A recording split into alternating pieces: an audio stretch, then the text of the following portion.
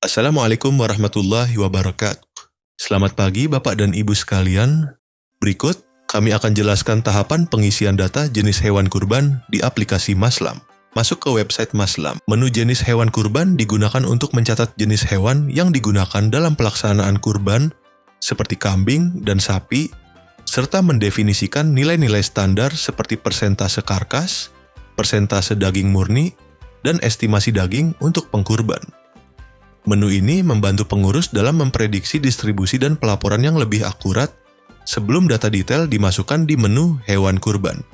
Klik Maslam, klik Idul Adha, klik Master Data, klik jenis hewan kurban, klik Insert. Pilih lembaga jika memiliki lebih dari satu lembaga. Pilih tahun Idul Adha, misalnya 2025. Pilih master hewan kurban, misalnya kambing. Isi nomor, misalnya 1. Isi nama, misalnya kambing. Isi name, misalnya goat. Persentase karkas adalah persentase dari berat hidup hewan yang menjadi daging plus tulang setelah disembelih. Isi misalnya 50%. Rumus perhitungannya, berat karkas sama dengan berat hidup kali persentase karkas. Persentase daging murni adalah persentase dari berat hidup yang menjadi daging bersih tanpa tulang.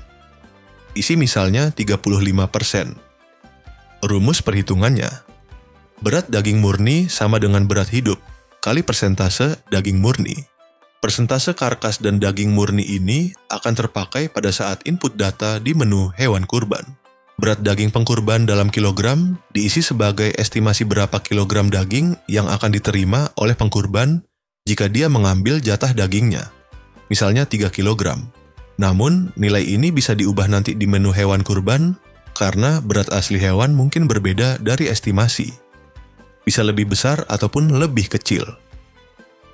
Jumlah mudhohi diisi dengan jumlah pengkurban atau mudhohi untuk satu hewan kurban. Misalnya, 1 orang untuk 1 kambing atau 7 orang untuk 1 sapi.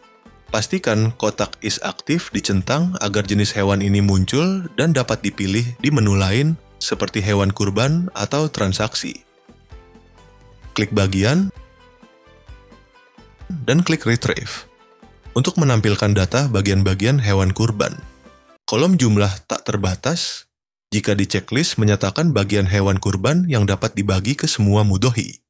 Jika ada kebijakan suatu masjid yang tidak membagikan suatu bagian hewan kurban, misalnya kulit, klik Edit, dan pada kolom is aktif uncheck dan klik Save. Klik Save and Close untuk menyimpan dan menutup form input data jenis hewan kurban. Dengan pengisian data ini, pengurus masjid dapat membuat estimasi yang lebih terstruktur terkait jumlah daging, pembagian, dan pelaporan kurban secara keseluruhan. Demikianlah tahapan pengisian data jenis hewan kurban telah selesai. Terima kasih atas perhatian Bapak dan Ibu sekalian. Assalamualaikum warahmatullahi wabarakatuh.